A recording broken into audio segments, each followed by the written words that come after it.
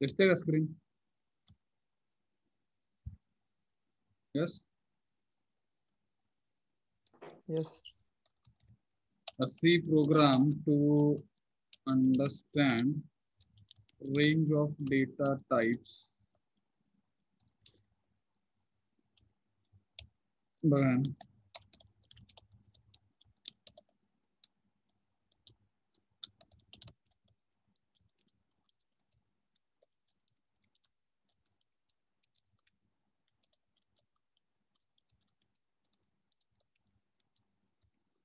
before CLR SCR we can declare our variables. Let us consider I am using 3 variables which are integer type of variables a comma b comma c. So 3 variables I have declared. I wanted to perform addition of a and b. I wanted to store the result. Okay, addition result into c variable.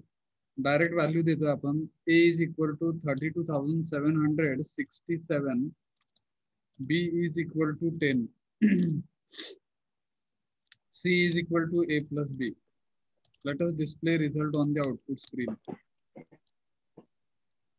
Addition of a and b is equal to %d comma c. Now see here, and what will happen? Value of c, machine will not display actual answer. किती यायला पाहिजे exact answer? Hello. Hello. Hello. Exact answer किती यायला पाहिजे? 32,777. हा, तर ते येत नाही. त्याचं कारण काय आपण समजून घेतोय. बघा आन्सर काय आलं. हॅलो. 32,759. मायनस आलंय ते minus 32,759. Okay, wrong answer we are getting. So let us try to understand why we are getting wrong answer. If I will be bringing cursor of mouse on this int word and if I will press right click of the mouse, so such kind of screen gets opened, and if I will again click on this data type, right click of the mouse on this data type, so such kind of table you will get. जिकडे data टाइपचा हा table दाखवतं machine, तर इथे बघा ना, int जर consider केलं तर this is the range. For integer type of value this is the range -32,768 to +32,767. This is the range. If your answer is crossing this limit, or if your answer calculated answer is going and beyond this limit, so machine will not display exact result. It will display okay wrong answers. So that is happening in this case. समजतंय का असं का झालंय? Hello. Hello. Control insert copy alt F3. Let us display. Let us paste that table over here. Shift insert paste.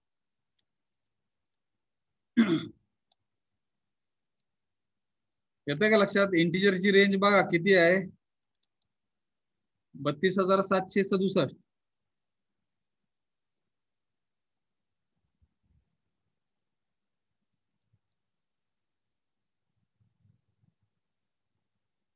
Okay, and what is happening? We are not getting correct result. So what is the reason? Because integer is having the range, and if your answer crosses that particular range or limit, obviously machine will not display the correct result. So therefore we are getting wrong answer -32,759, which is wrong actually. So let us try to understand what is meant by range. तर कसं आहे बघा ना, 32,767 इथून चालू झालं, -32,768 पासून चालू झालं, असं कुठपर्यंत एक एक एक एक ऍड करत जायचं, कुठेतरी 0 येईल. इमॅजिन करा. बट -32,768 मध्ये जर एक ऍड केला तर काय होणार हो?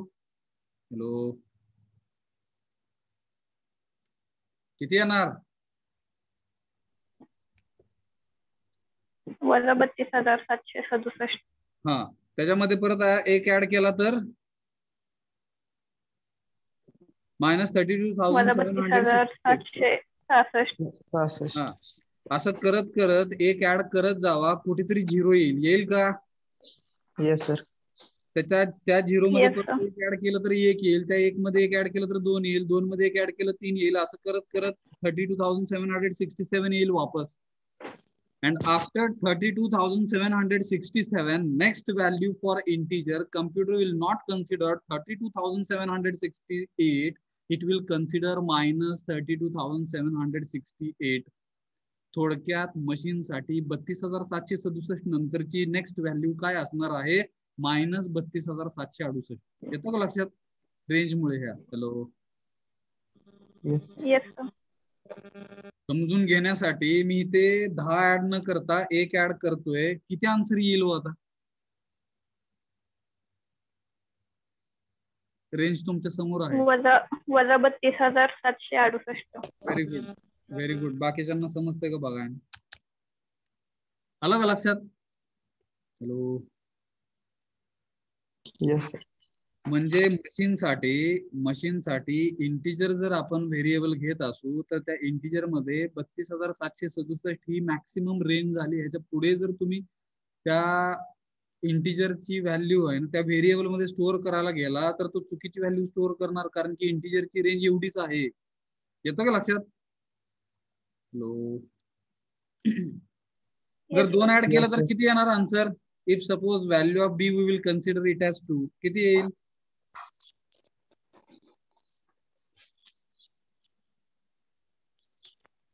सांगा. व्हॅल्यू ऑफ सी वजा 32,767. वजा 32,767. बघा ना, एक ऍड केला आहे ना 32,767 मध्ये एक ऍड केलं तर मायनस 32,768 येतं.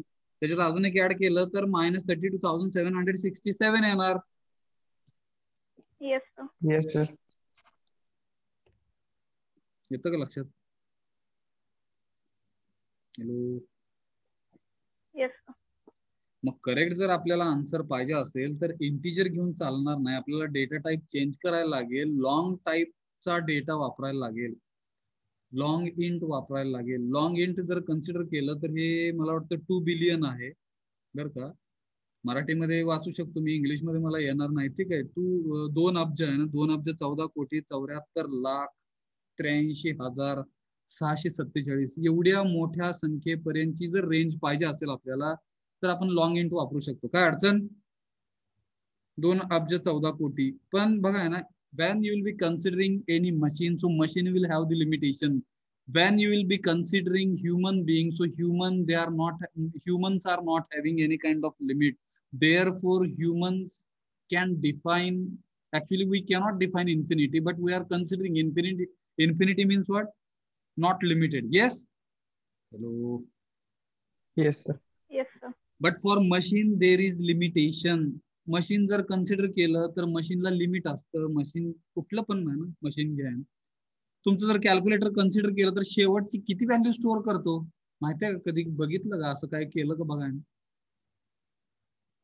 10⁻99 इथपर्यंतच त्याची कुवत आहे. लक्षात घ्या. That is the capacity, that is the range of your calculator if your answer is crossing the limit.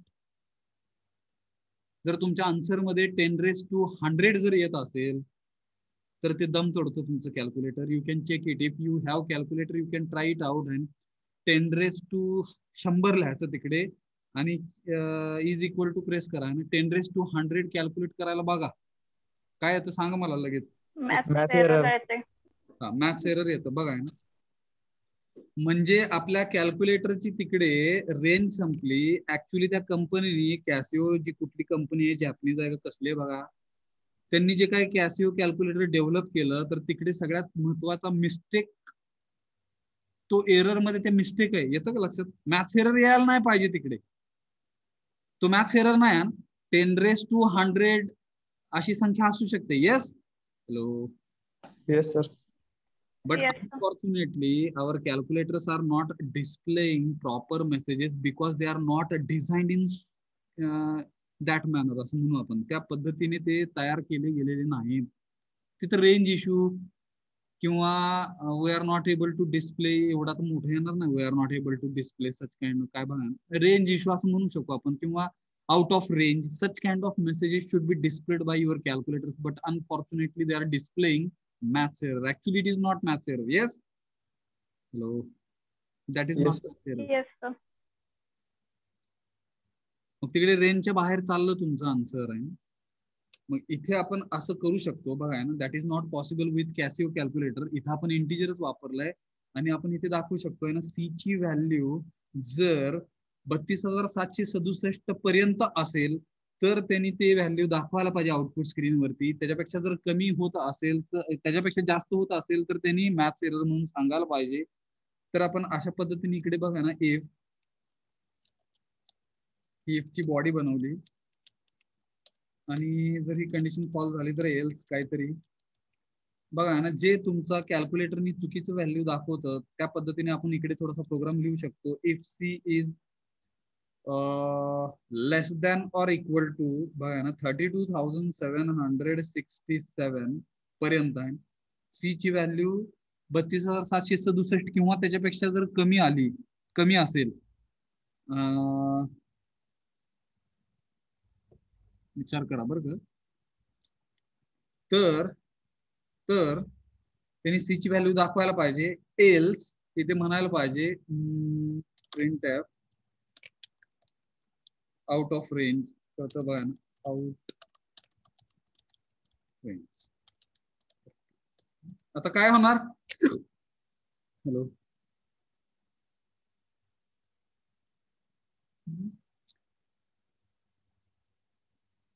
विचार करा आधी. मला वाटतं तो ऍडिशन दाखवेल. का दाखवेल? कारण की आन्सर जे आहे ना, सी ची व्हॅल्यू जी काही आहे ती सी ची व्हॅल्यू निगेटिव्ह येते. Yes, hello, yes, Yes, sir. sir. C ची व्हॅल्यू निगेटिव्ह आल्यामुळे निगेटिव्ह हे ऑलवेज लेस दॅन असणार आहे 32,767 च्या, आणि तो चुकीचे ऍडिशन दाखवणार आहे. बघा ना, yes, Yes, sir. Yes, sir. म्हणजे इकडे कसा इश्यू झाला बघा ना तिकडे.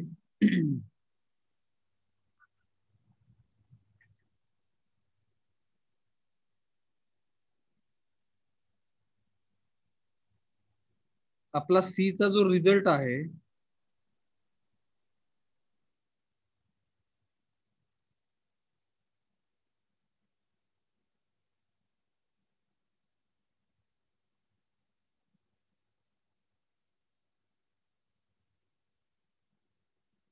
मग कसं म्हणू शकतो आपण, And C greater than 0.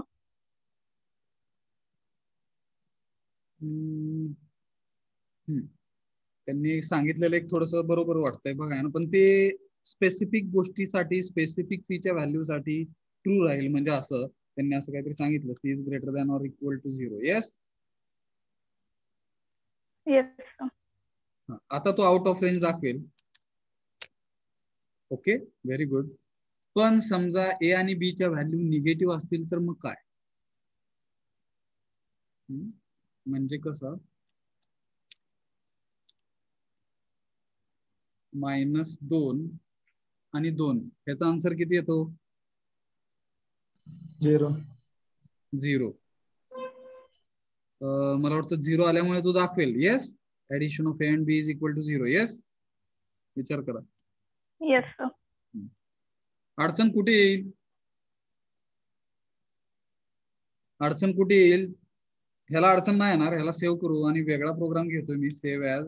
इथे अडचण नाही आली. हा पण आपण अपलोड करू. बघा ना, 2.c आणि इथे मी 20 लिहिलंय ना. Value of a is -20 and value of b is 20. बेरीज किती येते हो? -18. Yes, sir. -18. Yes, हा. sir. हा, -18 हे आन्सर बरोबर आहे. पण आता आपल्या लॉजिक नुसार तो आउट ऑफ रेंज म्हणून दाखवणार, जे चुकीचं असेल. येस,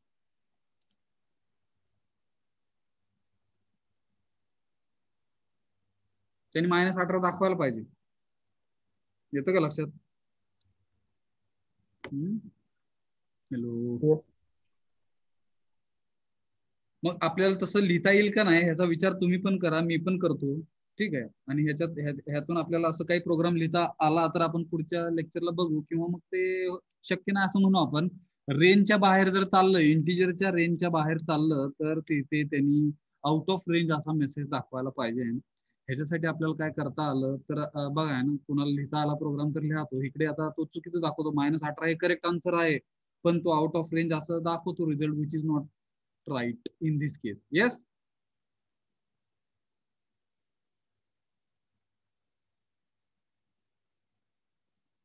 बरोबर का? विचार करा. Yes sir. मग हा प्रॉब्लेम आहे. म्हणजे इंटिजर आपण वापरू नाही शकत. 32,767 ह्याच्यावरती जर आन्सर चाललं आपलं, तर तिकडे तो निगेटिव्ह व्हॅल्यू दाखवतो. मग त्याच्यासाठी आपल्याला लॉंग नावाचा एक ऑप्शन आहे, तिकडे 2,14,74,83,647 इथपर्यंत, ह्या रेंज पर्यंत आपण जर कॅल्क्युलेट करायचं असेल, आपला आन्सर ह्याच्या आतमध्ये येत असेल, तर आपण लॉंग इंट घेऊ शकतो.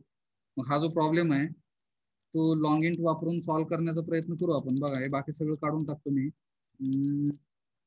इथे आपलं काय होतं, 32,767.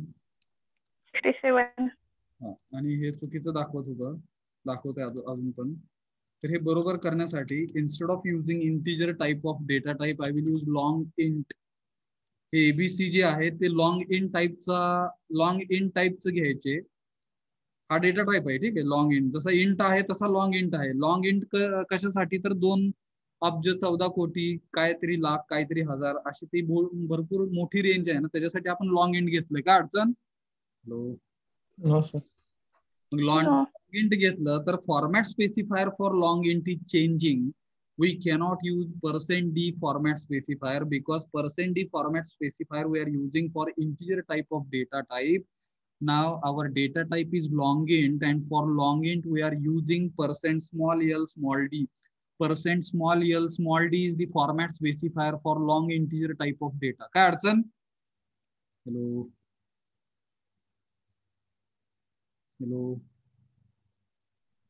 No sir. मी रन करतोय आता. एक्झॅक्ट आन्सर दाखवेल तो. मला वाटतं 67 मध्ये 2 ऍड केल्यानंतर 69 येतात. 32,700. 32,769. Yes, yes sir. समजलं का? बघा. So in this way you can deal with different types of data also in your program. फक्त जाता जाता इथे थोडस जर बघायचं झालं ना, लेंथ म्हणून काहीतरी एक कॉलम आहे इथे बरं का. लेंथ नावाचा एक कॉलम आहे. लेंथ म्हणजे काय की how many number of bytes are required to store and such kind of data in to the variable. For example, if suppose you are using integer type of variables in your program, so we can store, this is the range. एवढ्या रेंजच्या values आपण त्या variable मध्ये store करू शकतो, असा अर्थ आहे रेंजचा. ठीक आहे. And what is mean by length? So when you are trying to store and such kind of values in integer type of variable, so this is the length. It means to store such kind of values from this range, machine needs 16 bytes, sorry 16 bits, म्हणजे 2 bite. Hello. मशीनला 2 bite लागतात. Minus 32,768 two plus 32,767, ह्याच्या मधल्या value जर मशीनला store करायच्या असतील तर तिकडे त्याच्यासाठी त्याला 2 बाइट्स लागतात, म्हणजेच 16 बिट्स, 16 बिट्स. काय अडचण? हॅलो. हॅलो. No sir. मग हे समजून घेण्यासाठी 32,767 ह्याला जर तुम्ही बायनरी फॉर्म मध्ये कन्वर्ट केलं तर ऑब्व्हियसली जे काही 0 आणि 1 येतील ते 16 बिट्सच्या पेक्षा कमी येतील. त्याला 16 बिट्स पेक्षा कमी जागा लागेल. येतं का लक्षात? हॅलो. हॅलो. Yes sir. म्हणजे काय जर एक एक्झाम्पल घ्यायचं झालं तर आपण 32,000ला घेऊया. मला फटाफट सांगा. थोडस इथं करू आपण. बघा ना, 32,000 तेच घेऊया ना. 32,767 थोडस अवघड होत आहे, पण तुम्ही ट्राय करा ना. 2 भागा. किती येणार भागाकार? हॅलो. हॅलो. कॅल्क्युलेटर वर पटापट करा ना. 32,767 भागिले 2 भागाकार किती येतो? पॉइंटच सांगायचं नाही, फक्त इंटिजर व्हॅल्यू सांगायची. हॅलो. 16,383. 16,383. भागा त्याला 2 परत. फास्ट सांगा. हॅलो. 8,191. Very good. भागा त्याला 2. फटाफट सांगा आता. 4,095. 4,095. 4,095 म्हणजे 0 येणार इथे. येस. Yes sir. सांगा त्याला 2 भागा फटाफट. 2,047. पुढे 1,023. 1,023. पुढे 511. 511. पुढे 255. पुढे 127. 127. पुढे 63. पुढे 31. 31. पुढे 15. 15. पुढे 7. 7. पुढे 3. पुढे 1. बघा. आणि जर ह्याचं बायनरी कन्वर्ट केलं तुम्ही तर इकडून चालू होणार. ऑड असेल तर काय लिहितो आपण? 1. 1. Yes sir. मला वाटतं बघा सगळीकडे 1 1 येतं का बघा.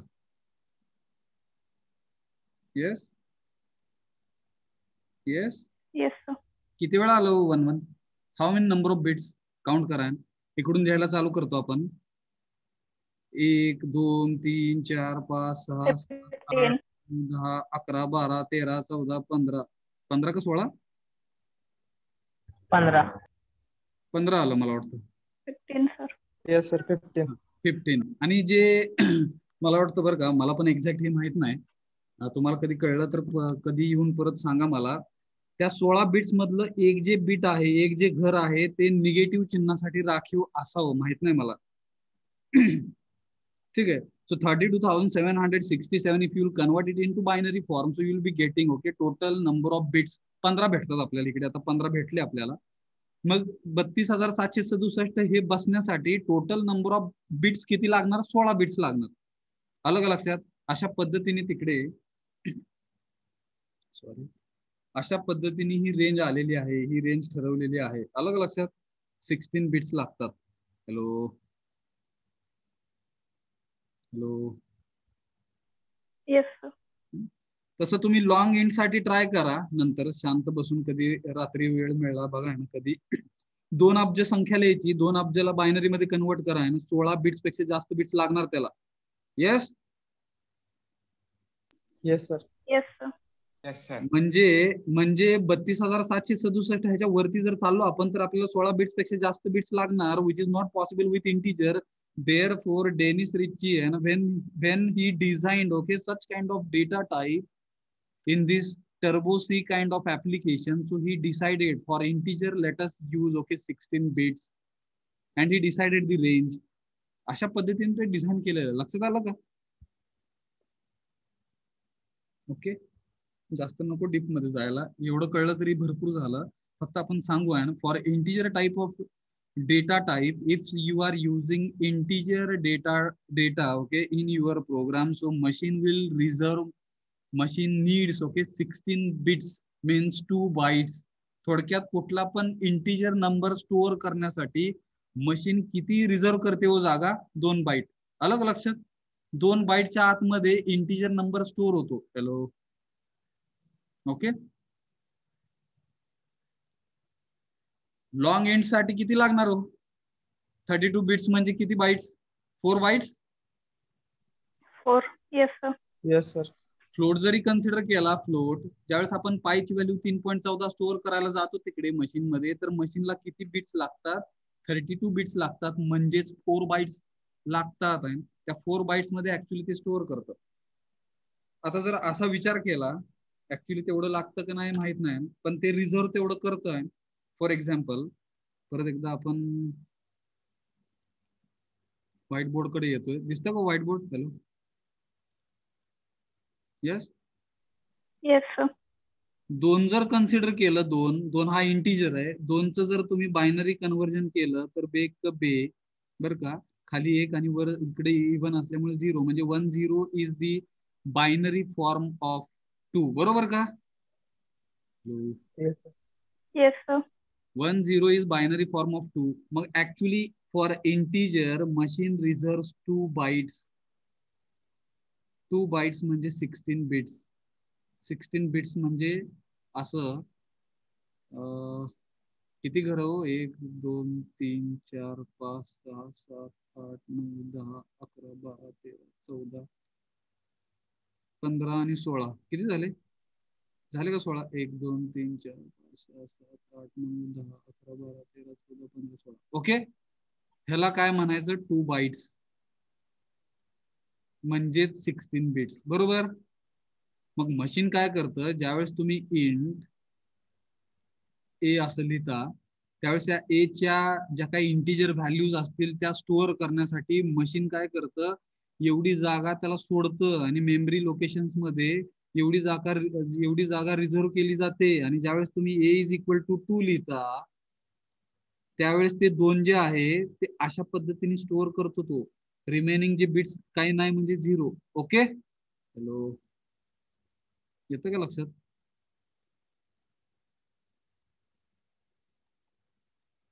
हॅलो. Yes, sir.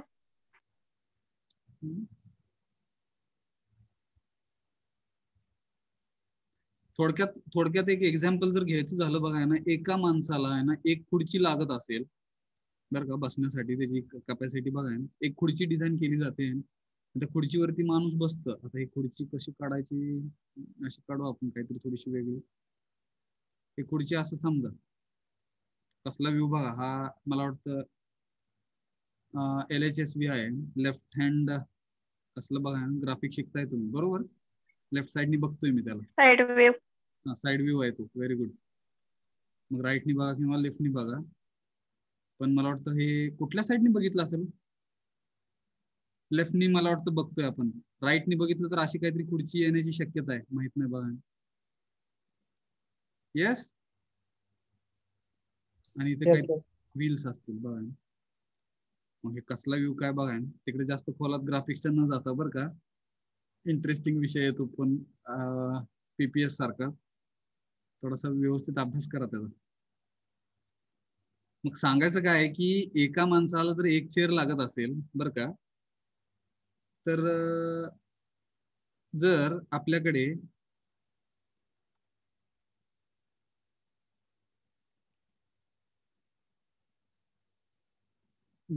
दोन वर्षाचा लहान मुलगा आहे, ठीक आहे, 2 वर्षाचा लहान मुलगा आहे, अशी 2 मुलं आहेत, तर ती 2 मुलं ह्या खुर्चीत बसू शकतात का हो? वेगळा विचार करा, आहे ना, विचार करा फक्त. हॅलो.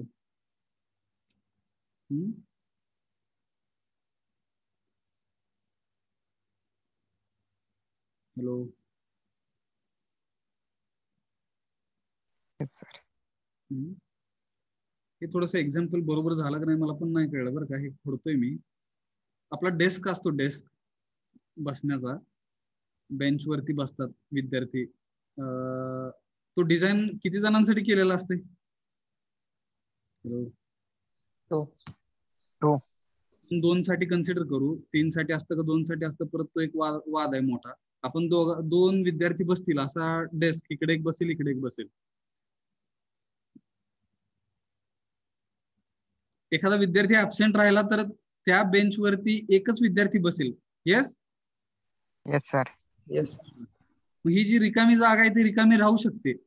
त्या पद्धतीने इकडे ज्यावेळेस तुम्हाला इंट ए लिहिलं जातं त्यावेळेस मशीन काय करतं की इंटिजर साठी 16 बिट्स त्यांनी सोडलेले असतात. 2 साठी ऍक्च्युली बायनरी फॉर्म हे 2 बिट्सच लागतात आहेत त्याला, विचार करायला. टू स्टोर आहे ना 2 value which is integer value, to store 2 आहे ना, machine needs actually only 2 bits. 2च बिट्स मध्ये 2 हे स्टोअर होतं ऍक्च्युली.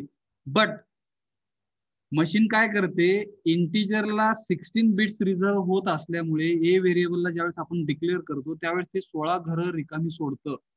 येतं का लक्षात? हॅलो. ज्यावेळेस आपण a इज इक्वल टू 8 लिहिणार, विचार करा, त्यावेळेस तो काय करतो, ह्याच्यानंतर जर आपण लिहिलं आहे ना, a इज इक्वल टू सुरुवातीला 2 घेतला आणि नंतर 8 घेतलं, तर तो काय करतो, ए हे मेमरी लोकेशन झालं ह्या ठिकाणी, ह्याला मेमरी लोकेशन म्हणतात, त्यालाच आपण ए असं नाव देऊ ह्याला. मग ज्यावेळेस ए इज इक्वल टू 2 अशा पद्धतीने स्टोअर करतो, ज्यावेळेस ए इज इक्वल टू 8 लिहिलं जातं, 8 ला आपल्याला बायनरी फॉर्म काय होतं त्याचा, 1 0 0 असंच का? हॅलो, 8 चा बायनरी फॉर्म, बरोबर? Hello, yes sir. तिकडे किती किती किती बिट्स लागले, 4 बिट्स लागले. ते 4 बिट्स अशा पद्धतीने स्टोअर करतो, ह्याला रिप्लेस करतं ते. इथे परत 0 येणार, इथे 0 येणार आणि इथे 1 येणार.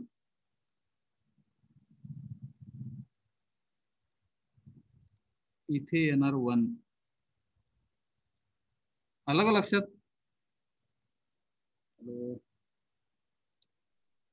Yes sir. हा, अशा पद्धतीने ते रिप्लेस होते व्हॅल्यू. आणि मग ज्यावेळेस आपण ए इज इक्वल टू 2 लिहितो आणि त्याच्यानंतर लगेच ए इज इक्वल टू 8 लिहिलं, तर तो काय करतो की 8 ला स्टोअर करतो आणि 2 ला पुसून टाकतो तिकडे, आहे ना, रिप्लेस करतो. आहे अशा पद्धतीने व्हॅल्यू सेव्ह होतात बघा. आहे ना, हे थोडस माहिती होण्यासाठी आपण थोडस सांगितलं. वापस आपण जाऊया इकडे. कळलं का मग हे कशा आहे रेंज काय? डबल घेतलं तर 64 बिट्स लागतात. 64 बिट्स म्हणजे मला वाटतं 8 बाइट्स. Yes yes sir. आणि लॉंग डबल हा सगळ्यात जास्त मोठा डेटा स्टोअर करण्यासाठीचा आहे, जिकडं 80 बिट्स म्हणजे मला वाटतं 10 बाइट्स. 80 bits 10 bytes.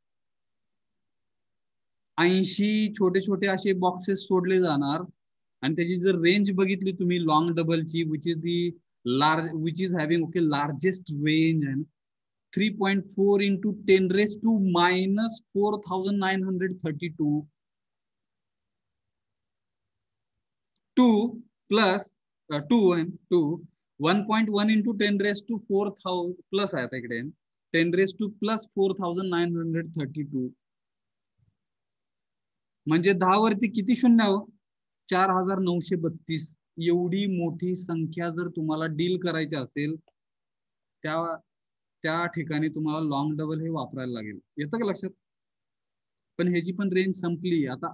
असं काय आहे का बघा, 10 raised to 5,000 ही संख्या असेल ना, कुठेतरी असेल. आपल्या इकडे नाही. आता ह्या टर्बो सी मध्ये कम्प्युटर इकडे दम तोडणार, लक्षात घ्या.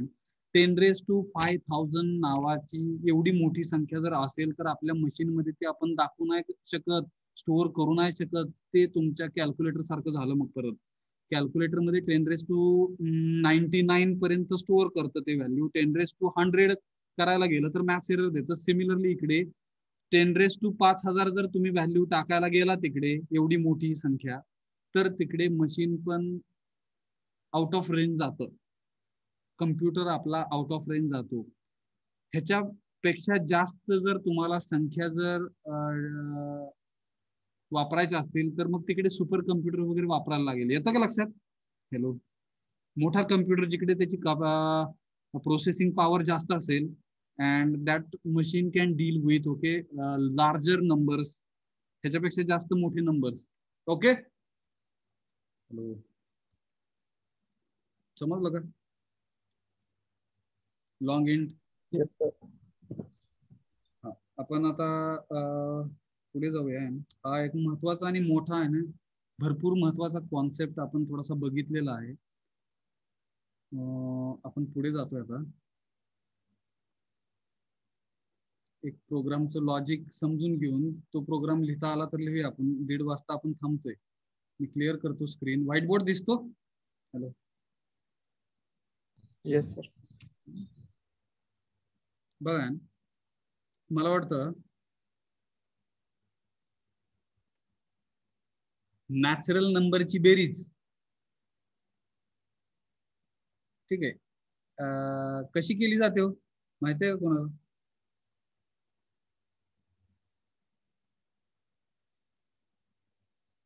मला 1 ते 5 ह्या संख्यांची बेरीज करायची म्हणजे काय? 1 + 2 + 3 + 4 + 5, बरोबर का? किती येते हो? 9 15 5 10 आणि 15 येते. yes मॅथ्स मध्ये आपण काहीतरी फॉर्म्युला पण बघितला होता, आठवतं का बघा ना कोणाला? काय तो formula? Directly we can find out summation of natural numbers if last range or last number we know, we can find out summation of all numbers from 1 to entered number. आणि तो entered number म्हणजे n म्हणू, शेवटचा number हा 5, n ची value 5 असेल तर तो 1 पासून 5 ची बेरीज करेल. जर n 10 असेल तर 1 पासून 10 ची बेरीज करेल. What is the formula? Mathematically also we can find out summation of all integer numbers from 1 to an entered number where entered number is n, ज्याला आपण 5 म्हणलं तर असा काहीतरी फॉर्म्युला आहे. n ची व्हॅल्यू n किंवा n आहे, n काय फॉर्म्युला आहे बघा ना, n into n plus 1 divided by 2 हा फॉर्म्युला आहे. येस, हॅलो हॅलो,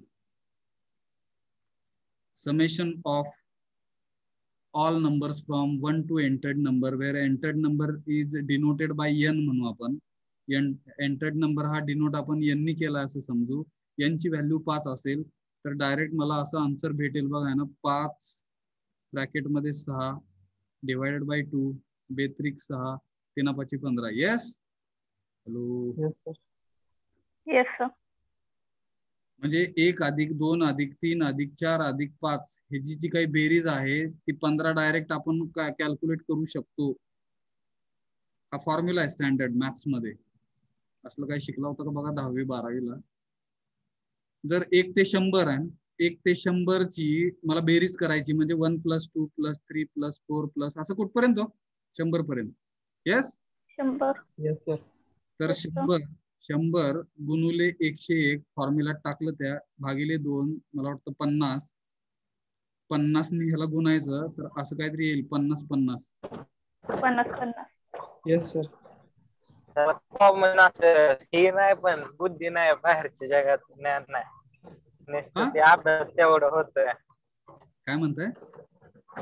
बाकीच्यात काय नाही. आवाज नाही येत आहे बरं का. हॅलो, त्यासून त्या बहिणी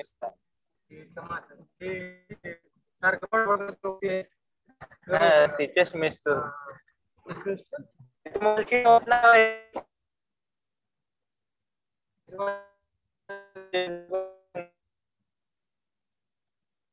म्यूट करा. काय अवघड झाला आता. कुठला आवाज येतो बघा ना, माहित नाही. हॅलो, येस, बरोबर का हो? हॅलो, मग ह्याच्या आधी आपण मला वाटतं एक प्रोग्राम लिहिलता, 1 पासून 100 पर्यंतचे नंबर आपण स्क्रीनवर दाखवायचं काम केलं का हो? मग आपल्याला फक्त दाखवायच्या ऐवजी जे नंबर स्क्रीनवर दाखवले आपण त्या सगळ्यांची बेरीज करून दाखवायचे, असा प्रोग्राम लिहायचा आपल्याला. आलं का लक्षात? हॅलो, 1 ते 10 आपण 1 ते 10 पण नंबर स्क्रीनवर दाखवले, 1 ते 10 नंबर स्क्रीनवर दाखवले, ते सगळे दाखवलेल्या नंबरची बेरीज करायला लावायची आता मशीनला आपल्याला. तर त्याच्यासाठीचा प्रोग्राम जर लिहायचा असेल तर लॉजिक आपल्याला कसं वापरायला लागेल आपण लॉजिक डिस्कस करू आणि राहिलेल्या 5 मिनिटात प्रोग्राम लिहून इकडे थांबूयात. ठीक आहे, आपण प्रोग्राम हाच लिहिणार आहे आता. स्टेटमेंट कसा असेल? Write a C program to perform addition of all numbers from 1 to entered number. Entered number हा इनपुट असणार, लक्षात घ्या. आपला एंटर्ड नंबर हा इनपुट असणार, एनो म्हणू आपण त्याला. जर आपण 5 टाकलं तर 5 त्याच्यामध्ये स्टोअर होईल. लॉजिक कसं राहणार बघा ना, आपण इनिशियलायझेशन हे काय करायला पाहिजे? व्हाईल लूप किंवा फॉर लूप किंवा डू व्हाईल घेतलं तर इनिशियलायझेशन लागेल. आपण व्हाईल घेऊया. आय ची व्हॅल्यू 1 पासून चालू केली, व्हाईल लूप लिहिली इकडे. I is less than or equal to 5. का 5 हो? का तर 5 पर्यंत आपल्याला बेरीज करायची, 1 पासून 5 पर्यंतची बेरीज करायची. येस, का तर नंबर आपला हे अप्पर लिमिट आहे समजा. Yes, hello, Yes, sir. आणि एक सम नावाचं व्हेरिएबल घेऊया. सम घ्या, काय पण नाव द्या त्याला. मी समेशन करण्यासाठी सम नावाचं व्हेरिएबल घेतलेलं आहे इंटिजर टाईपचं. आणि ह्या व्हाईल लूपच्या आधीच मशीनला सांगणार मी सम सुरुवातीला काय कर, मशीनला सांगणार आहे ना 0 म्हणून लक्षात घे, स्टोअर कर असं. ह्याला इनिशियलायझेशन म्हणतात, जे आपण बघितलं आहे.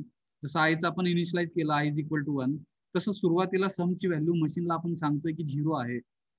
आणि मग नंतर इकडे आपण असं करतोय, फॉर्म्युला असा लिहितोय बघा ना, sum is equal to sum plus I.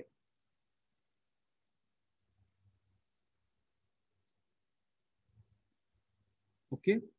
आणि इथे आय ची व्हॅल्यू प्रत्येक वेळेस एक एकनी वाढवतोय आपण, आय प्लस प्लस क्लोजिंग करली ब्रॅकेट. आणि आपला जो रिझल्ट आहे तो इथे आपण डिस्प्ले करणार आहोत.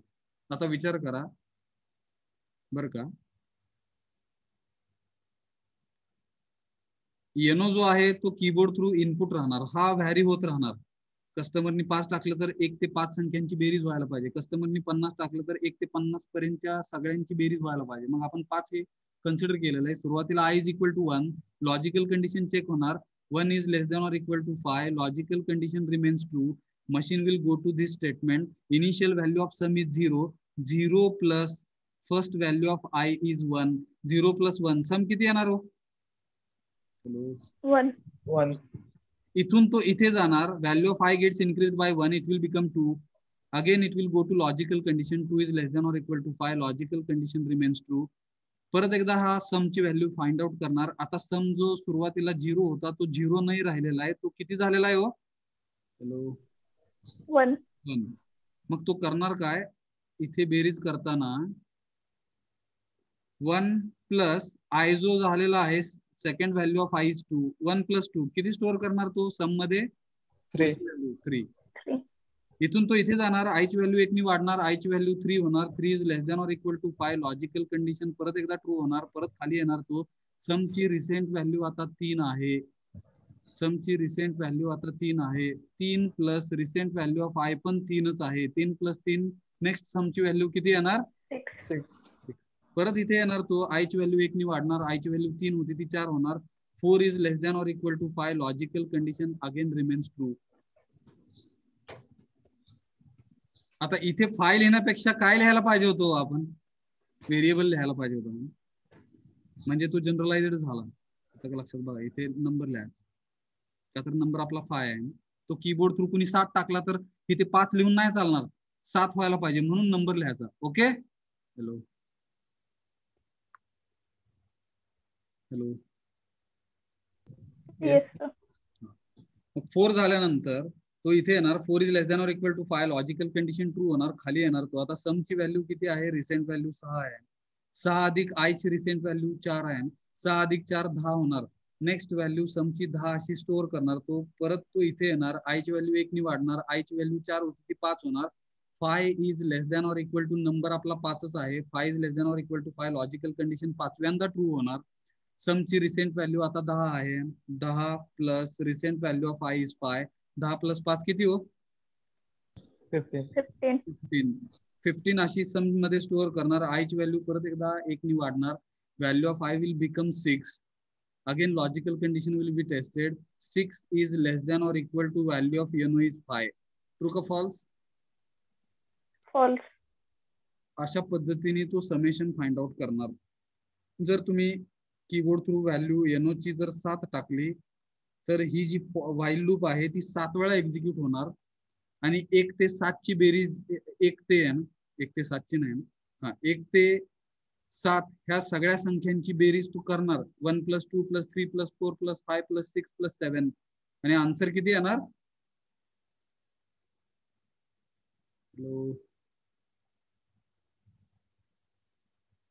28. किती येणार बघा? Yes, sir. 7 चोक 28. येस, समजलं का? ह्याच्यात Yes, महत्वाचं काय आहे, जसं आपण मगाशी मला वाटतं errors to be find out करताना आपण आन्सर जे होतं आन्सर ते आपण काय केलं होतं? 1 घेतलं होतं. येस, हे महत्वाचं होतं त्या स्टेप मध्ये. Similarly when you are finding the summation of all numbers from 1 to entered number at that time, sum is equal to 0, this is the very important step. जर सम इज इक्वल टू 0 नाही घेतलं तर इकडे answer चुकणार. Okay. Hello hello hello. Yes, sir. Fast program लिहूया. 9 minutes आहेत आपल्याकडे. Alt F save as 3.c सगळं घालून टाकू जे नको आहे ते.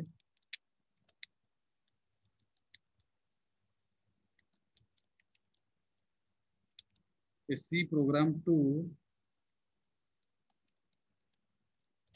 perform addition of all numbers from 1 to entered number.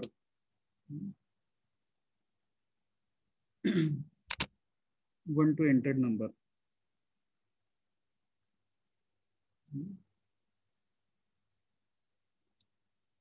ती बेरीज करण्याच्या आधी छोटासा प्रोग्राम बघा ना. स्टेप एक थोडीशी वेगळी आहे. टू डिस्प्ले म्हणून आहे इथे. To display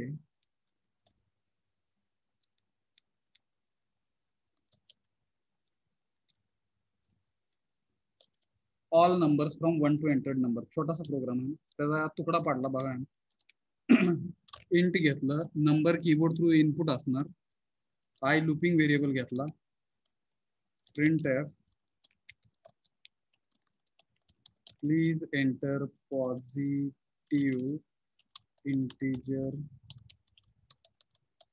number scanner %d, %n. For loop घेतोय मी. तुम्ही वाईल घ्या, डू वाईल घ्या, कुठली घ्यायची घ्या. आय ची व्हॅल्यू 1 पासून i is less than or equal to त्या नंबर पर्यंत i plus plus printf let us display values of i /n \t वापरू का तर ते हॉरिझॉन्टली डिस्प्ले करेल. %d, i. प्रोग्राम असा लिहिलाय की तो आपल्याला एक नंबर विचारणार. त्या नंबर पर्यंत तो 1 पासून त्या नंबर पर्यंतचे सगळे नंबर दाखवणार. येतं का लक्षात? Hello hello. फॉर एक्झाम्पल मी 10 टाकलं तर तो 1 ते 10 असे सगळे नंबर दाखवणार. Hello hello. Yes, sir. Yes, sir. मी समजा 15 टाकलं तर तो 1 ते 15 सगळे नंबर दाखवणार. जर मी 100 टाकलं तर तो 1 ते 100 सगळे नंबर स्क्रीनवर दाखवणार. हॅलो. म्हणजे आपण जी फायनल लिमिट आहे त्या नंबर पर्यंत. ठीक आहे. A C program to display all numbers from 1 to entered number where entered number is input through keyboard. असं लिहू शकतो आपण. Where entered number is input through the keyboard. कळलं का? एनो हा इनपुट आहे कीबोर्ड थ्रू. तिथपर्यंत तो दाखवणार सगळे नंबर. त्याला सेव्ह ॲज करून 4.c मध्ये आपण आता बेरीज करणार आहोत.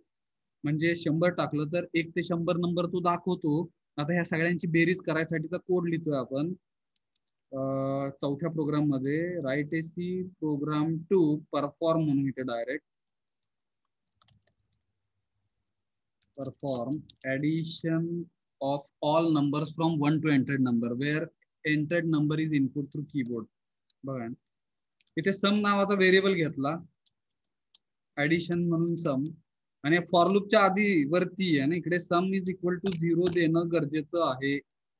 आणि नंतर हे आपल्याला दाखवायची गरज नाही. आता त्याला कमेंट पास केलं बघा ना. Sum is equal to sum plus i लिहिलं. आय प्लस प्लस केलेलंच आहे वरती. परत करायची गरज नाही. आणि डायरेक्ट रिझल्ट आपण दाखवणार आहोत. /n addition of all numbers from 1 हा फिक्स आहे 1 टू एंटर्ड नंबर म्हणजे %d is equal to %d comma पहिला जो %d आहे तो म्हणजे नंबर कॉमा आणि सम. हे अलग अलग लक्षात कसं लिहिलंय? Hello yes. Addition of all numbers from 1 to number म्हणजे जो काही नंबर तुम्ही दिला आहे तो इथे येणार आणि समची व्हॅल्यू इथे दाखवली जाणार. म्हणजे दिसताना असं दिसणार ते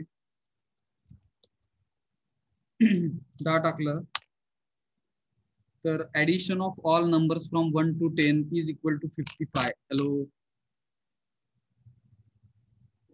hello Yes, Yes, sir. sir. जर आपण डायरेक्ट दाखवलं addition of all numbers from, मला 100 पर्यंतची बेरीज करायची, addition of all numbers from 1 to 100 is 5050. Hello hello hello. Yes sir. तो बेरीज करायला लागला, लक्षात घ्या. मी इकडे सोपं घेऊ आपण, 2 टाकलं तर 1 अधिक 2 असं 3 दाखवणार तो.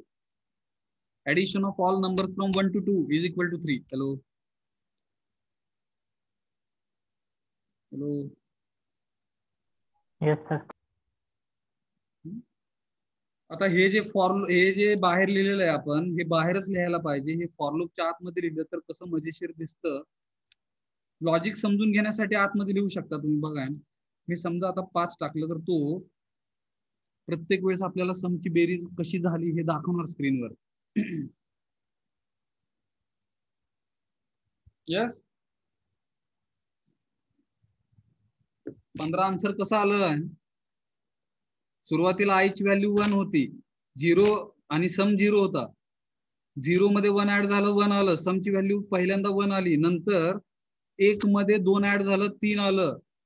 3 मध्ये 4 ऍड झालं, 6 आलं. चुकलं 3 मध्ये 3. 3 मध्ये 3 ऍड झालं, सॉरी. 3 मध्ये 3 ऍड झालं, 6 आलं. 6 मध्ये 4 ऍड झालं, 10 आलं. 10 मध्ये 5 ऍड झालं, सॉरी, एक एकने वाढत चाललं. 10 मध्ये 5 ऍड झालं, 15 आलं. हॅलो. आपल्याला एवढे सगळे आन्सर दाखवायची गरज नाही. आपल्याला आपला इंटरेस्ट कुठे? शेवटच्या आन्सर मध्ये. Addition of all numbers from 1 to 5 हे फक्त दाखवायसाठी आपल्याला फॉर लूप मध्ये लिहून उपयोग नाही. त्याच्यासाठी हे गेट सेटच्या बाहेर, फॉर लूपच्या बाहेर येणार. अलग लक्षात, हे फॉर लूपच्या बाहेर का? हॅलो. येस. हॅलो. बघा, 1 ते 20 या सगळ्या संख्यांची बेरीज 210. येस. समजलं का?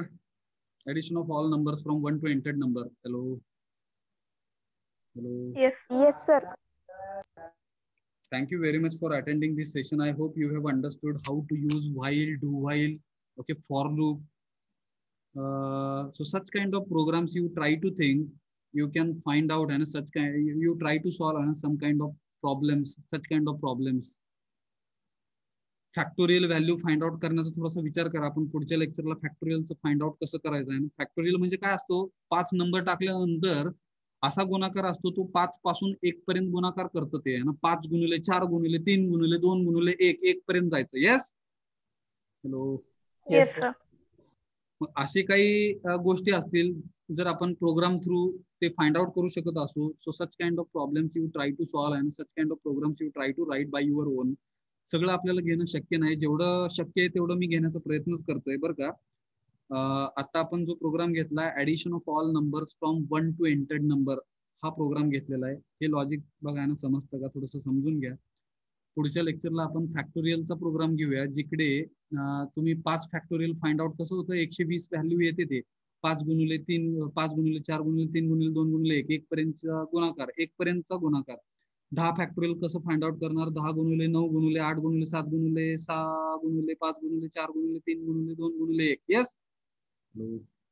Yes sir. हा, तर हे Yes, sir. फॅक्टोरियलचा झाला.